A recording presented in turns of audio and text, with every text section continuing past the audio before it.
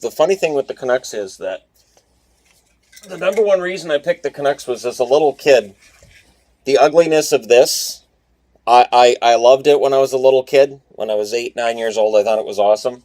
The first hockey card I ever had was an Ivan Boldarev, and it was after he'd been traded from, I believe it was Detroit, and they used to paint OPG cards. So he had the Flying V painted on him, and it just looked ridiculous. But as a little kid, I thought it looked awesome. So I was drawn to the Canucks for that in the 1982 run. Boston, it was a matter of right after the Cam Neely trade, the Glenn Wesley being the pick they got in the Barry Peterson trade as well.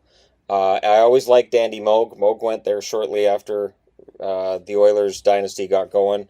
There were a lot of players I liked in Boston, and I needed an Eastern team.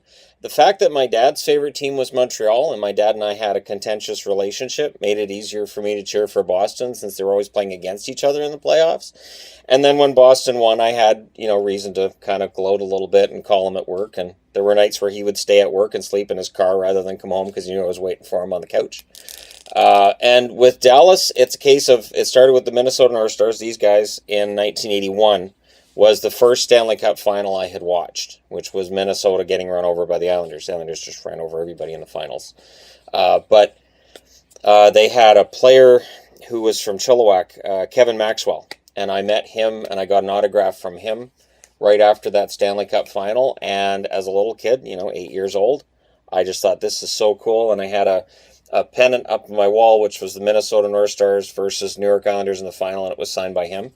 So that was pretty awesome, and it didn't survive till today, but just that stuck with me as a little kid, and that's why I cheer for those three teams.